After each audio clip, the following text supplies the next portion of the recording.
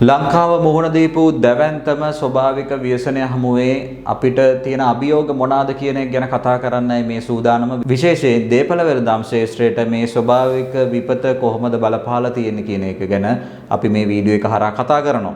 අපි මේ ව්‍යසනයේ ඉලක්කම් දිහාවට පොඩ්ඩක් හැරලා බැලුවොත් මේ ව්‍යසනය නිසා ලක්ෂ 18කට වැඩි පිරිසකට මේ අනතුර බලපාලා තියෙනවා. පෞල් වශයෙන් ගත්තොත් 5,19,000ක් විතර පවුල් මේ සිද්ධිය නිසා පීඩාවට පත් වෙලා තියෙනවා. ඉතින් දේපළ වශයෙන් ගත්තොත් නිවාස 15,000ක් සම්පූර්ණයෙන්ම හානි වෙලා තියෙනවා. තවත් නිවාස 25,000ක් අර්ධ වශයෙන් හානි වෙලා තියෙනවා.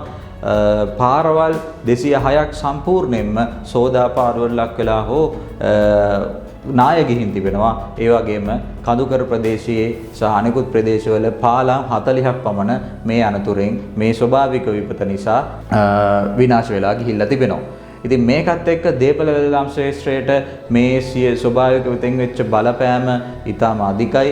මොකද අපි ගනුදෙනු කරන්නේ ඉඩම් නිවාස දේපළ සමග දේපළ වෙළඳාම් ශාස්ත්‍රයට ඍජුව සම්බන්ධ විෂයන් ගණනාවක් කර්මාන්ත ගණනාවක් මේ ස්වභාවික ව්‍යසනය නිසා යම් කිසි ගැටලුකාරී පීඩාකාරී තත්ත්වයන්ට මුහුණ දීලා තියෙනවා. ඉන්න එකක් තමයි බැංකු ශාස්ත්‍රය.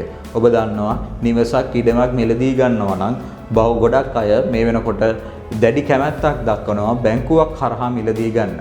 සල්ලි අතේ තිබුණා හෝ නැත ගොඩක් අය කැමති බැංකුවක් කරහා බැංකුවේ උගසකට යටත්ව ඉඩමක් මිලදී ගන්න.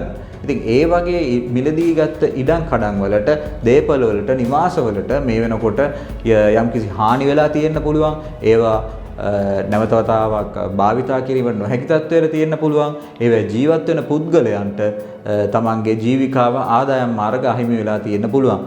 එතකොට ස්වභාවිකවම අපි දන්නවා අනිවාර්යයෙන්ම ඔවුන්ට ඒ අදාළ මුදල් ඒ අදාළ ගෙවීම් නිසි කාලට වේලාවට කර ගැනීමට නොහැකි වෙනවා. ඉතින් ඒකත් එක්ක මේ ස්වභාවික ව්‍යසනය නිසා බැංකු ශාස්ත්‍රයත් යම්කිසි අර්බුදයකට යනවා. බැංකුව විසින් අපිට ලබා දෙන සේවයට බැංකුව විසින් අපි වෙනුවෙන් ලබා දෙන ණය මුදල් පිළිබඳව අපි සැලකිල්ලක් දක්වන්න ඕනේ.